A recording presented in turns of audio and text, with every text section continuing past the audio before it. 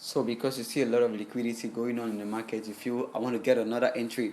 I'm going to get another entry, and whoa, I'm going to be riding it. This is what a fortunate day for me. And all of a sudden the market reverses and what hits and take that which you've already gotten. That's wrong. Controlling your greed level, the market continues every day. There are lots of liquidity you're going to be getting every day if you can be able to discipline yourself and just stay away from the market, since you've been able to get your entry for that day and your profit for that day. So you should be closing out your entries. Every entry should be closing out that same day. And now the last one is emotions. So I discovered a lot of folks that they get scared and they allow their emotion get involved in their trading. Trading is not about emotions; it's about logic. What do you think up here? What's your idea? What do you think this is gonna happen? It's not about feeling. Get rid of the feelings. Get rid of the fears. Get rid of the thought that this thing is gonna fall. Let me get involved. No, get the strategy right.